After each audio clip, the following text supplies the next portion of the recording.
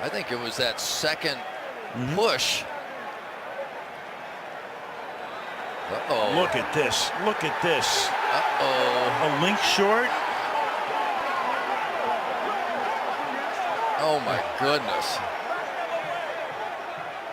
I have never seen this. I haven't either. I've never seen this. Well, Gene's looking at it from above. Because you have to raise that to a 90-degree angle, right? It has to be dead vertical. Look at this. Can he put a card in between it? Look at Gene. He can barely contain himself. He's saying that piece of paper hit. Oh my! I have never seen that before. Ever. I don't think I've ever seen an empty backfield in this situation. So now we have a new, and that's a double fold over card. So somebody's going to say, if you have an index card, all right, but you can't fold it over. Well, here we are across the bay from Silicon Valley, the high-tech capital of the world, and you got an index card that determines whether it's a first down or a fourth down. And see what.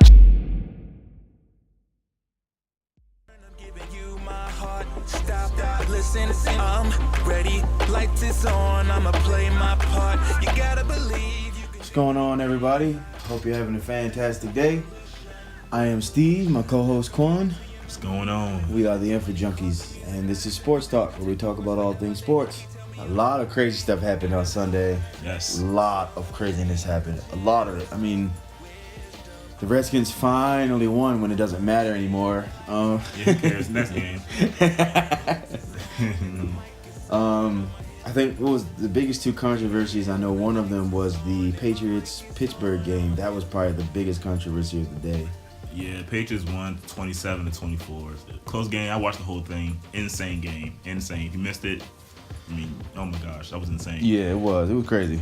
And then the Dallas and Raiders game, the primetime game, 8:30. That game was absolutely insane. That was insane. And me being a Cowboys fan, that had me on the edge of my seat the whole entire time. We should have lost. So look, I'm not one of these biased Dallas fans. I'm gonna be honest. We should have lost that game. We won. I'm happy. We got life still somehow. Even though Atlanta just beat Tampa Bay yesterday, we need Atlanta to start losing games. We need Detroit and the Seahawks to start losing games. Yeah. And we have to win. You guys are what, 7? We're 8-6. 8-6. 8-6. Yeah, you guys actually do. I mean, the way that guess what? We got Seattle coming up, and Seattle is one of the teams that we need to lose. So if we beat them, it's gonna knock them down. They're probably gonna be out, or the verge of just being eliminated. Or the last y'all's two games is Seattle and Philly, right? Yep. And Philly probably gonna rest. Philly's probably gonna rest. They're probably gonna rest Foles. They're probably gonna rest everybody because they want to go into the playoffs, which is smart. Yep. And with Foles, you got to be careful with Foles because you already got Carson Wentz out with a torn ACL, so you have to be careful with him.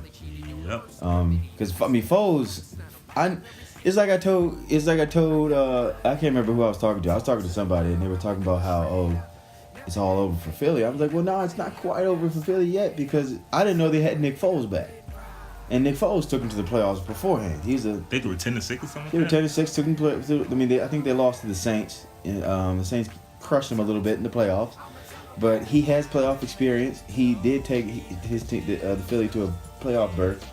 So I mean, he's no scrub. Right, he's not a scrub. Nick Foles. I mean, it surprised everyone when Chip Kelly got rid of Nick Foles because it's like that guy just took you to the playoffs and you get rid of him and bring in Sam Bradford. But we don't need to rehash the past.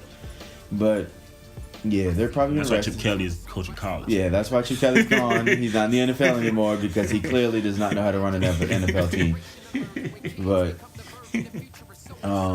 I think, they're probably going to rest Foles. They're probably going to rest everybody. So you guys probably guarantee that a win. But my thing is that again, New Orleans, we need the Falcons to lose. Now the Falcons they got to play the Saints coming up. And that's an interesting game. That's going to be a tough game. I'm rooting for New Orleans to beat them. And then they have Carolina.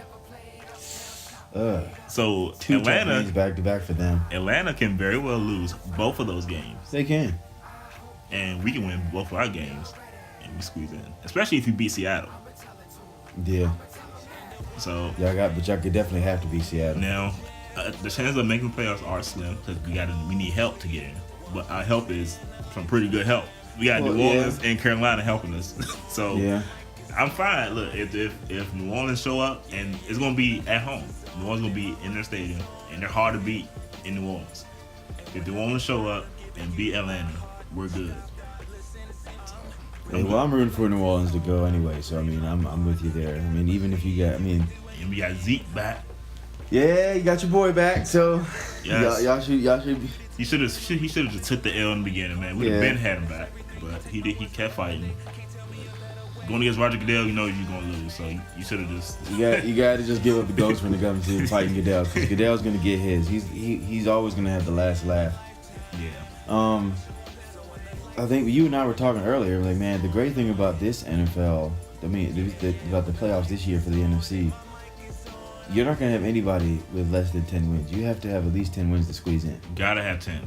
So you don't have any underdogs coming into this playoff. I mean, it's going to be all great football. Philly 12-2, number 1 seed. Minnesota 11-3. You got the Rams at 10-4. You got the Saints at 10-4. You got the Panthers at 10-4. You got Falcons 9-5, and then the 3 teams in the hunt are all 8-6. Right. So you got some good teams. I mean, it's not going to be trash football coming into the playoffs, man. It's not going to be trash football. And you got 3 other. Basically, the whole NFC South is in a wild card. Right. You got Atlanta, Carolina, and New Orleans. Right. And all 3 of them can potentially are probably have 10 wins or higher. That's insane. Yeah, that's insane. Which is, it's a complete reversal from a few years ago when all of them had sucky records. Right, and the Falcons were the only one that was good. Like, so I love it though, because once again, playoff football is always better. It's always better. I mean, as we said before, when you get to the playoffs, it starts all over 0-0. You can't say, oh, this person was this in the regular season, because we've seen so many regular season teams come into the playoffs and get crushed. So the good thing about it is this is going to be all good football. I mean, you look at all those teams you mentioned.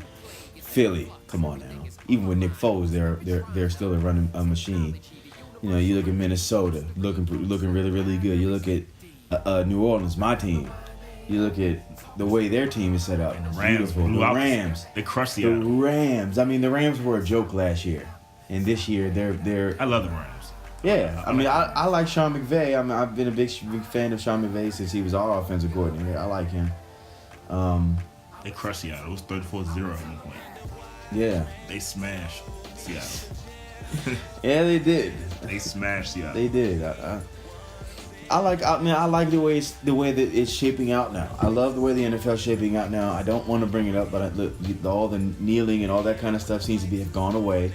Aaron Rodgers, the Packers got eliminated. The Packers got eliminated. Yes. Which no Aaron Rodgers in the playoffs. Yeah, no Packers, which is kind of makes me a little happy because Aaron Rodgers would have got in there. I'm telling you, I feel sorry for everybody.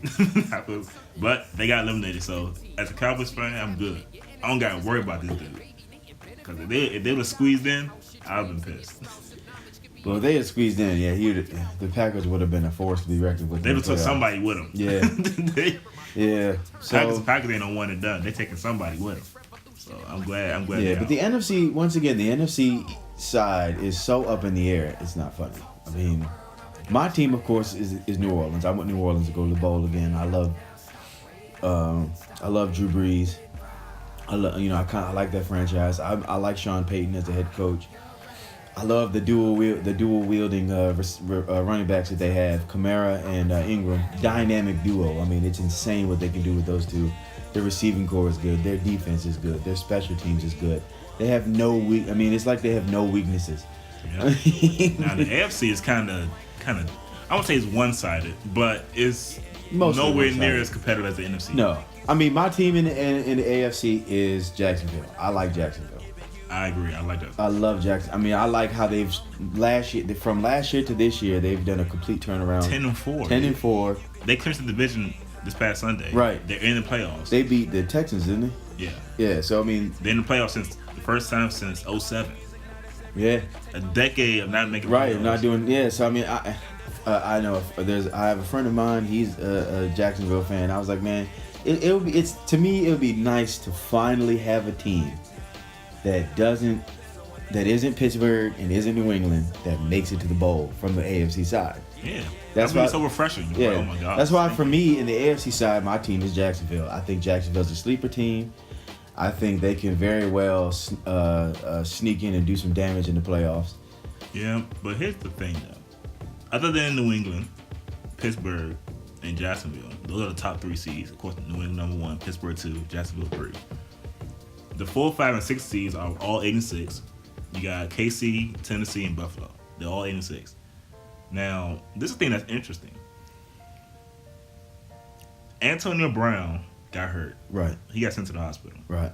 I don't know what his status as of Yeah, yet. I haven't read it. I haven't heard anything. I haven't checked it. But let's assume that Antonio Brown, let's assume that he's just out. Right. The Pittsburgh are no longer, I'm going to say, they still a threat. But are they a Super Bowl team? Probably I would say no, because they still got to beat New England. Yeah. And in order to beat New England, Sunday just proved you got to bring your top talent. Mm-hmm. If you miss one of your key, and I think Antonio Brown was in the MVP race. Yeah. As a wide receiver, which is crazy. Yeah. And you lose a piece like that, they're still going to be a good team, but nowhere as good as they should be. Back in the day, call me that typewriter. Knowledge base, the balls and never cut and paste. Word, I'm your saving grace. People not as no debate. I make it okay. Oh hey, let me get that in. Diamond in that rough for the touch of your mom's loving care. A new age, a new play. The most controversial part of Sunday, Cowboys Raider game. I'm gonna put a clip in there.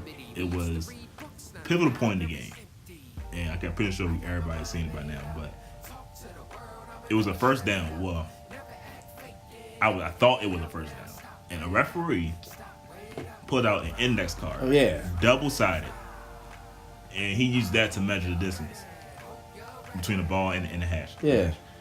And a lot of people had an issue with this. I personally had an issue with it, and I'm a Cowboys fan. I was like, okay, you can kind of tell before he even did the measurements that that's not a first down. Mm-hmm.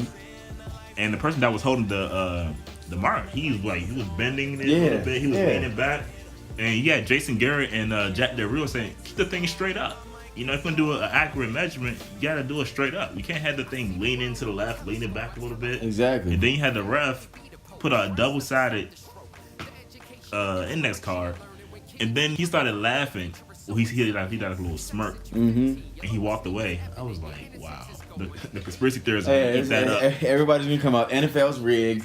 I mean, all games are decided. I mean, that all bias aside, that was not a first down. We shouldn't have had that first down. The Raiders should have had the ball back and potentially could have won the game. Mm-hmm. But Raiders fans still don't get too happy because y'all still could have won, even with that. But right. That was a pivotal moment in the game, and you know, I would call it luck on that one. Rigged. Hey, I agree. Something conspiracy. Look, this is the one time I will agree with all those people out there. I mean, I don't understand why they use the index card, but I'm not gonna go as far as to say it's rigged. I'm definitely gonna say that. But why double-sided? I don't know. I don't know. I'm curious to see the NFL's reasoning for that particular thing. The NFL had to look into him like, dude, you can't do more games, man. After that was terrible. And then he started smirking. That's the thing. That's the icing on the cake. Yeah. You smirk. You know you wrong. Yeah. So there's something. You know he messed up. I literally have never seen them use a card to do. Even the the commentators. Al Michaels and it was like I have never seen this in my life of years of commentating. Yeah, you got Al Michaels, who's been a commentator for years. You got Chris Collinsworth, who was a player then a commentator. Never seen that. Never seen that nonsense, and then never. It's like, and nowhere else in any other game was that done. So it's like, what in the world? Yeah. And then he smirked like you know you dead wrong. Yeah. You could have just put a regular index card. Why double-sided? Yeah. And of course, you know the other controversy was the Pittsburgh and New England game with that. Who was it? Gronk? No. Who was it? 81, I think, on the Steelers. I don't know. Yeah, I can't remember the guy's name, but he catches the ball. He catches it, falls to his knee, leans out, and to get the touchdown. It was ruled a touchdown initially. Yeah, initially it was ruled a touchdown, but then they came back and said he bobbled the ball, so then it wasn't a touchdown. I know all the Steelers fans would live it. Yeah. You know, that's just one of those things. The rules, according to the rules, it wasn't a touchdown. He bobbled the ball, so. When I saw the replay and I saw the ball kind of bobble a little bit, I instantly, that's not a catch. Yeah. The ball cannot bobble. Yeah. It cannot. As soon as I saw that, I said, that's it.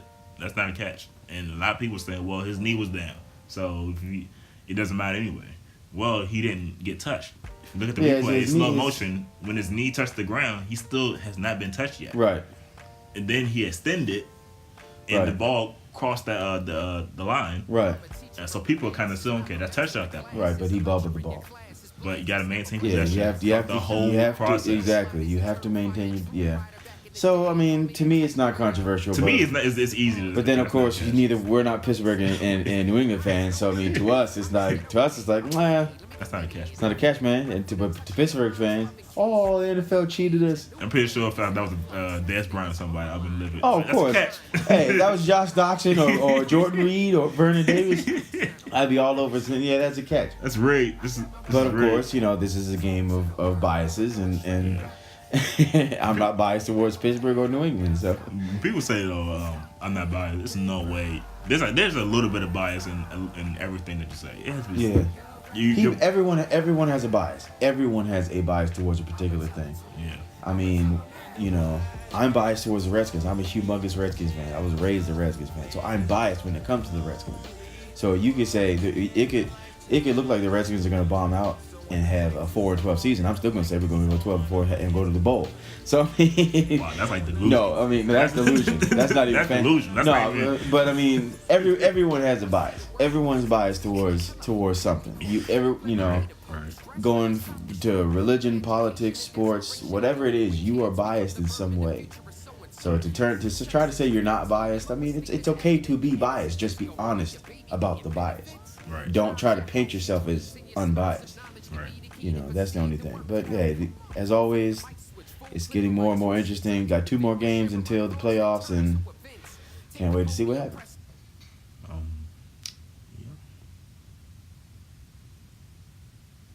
Yeah. I'ma tell 'em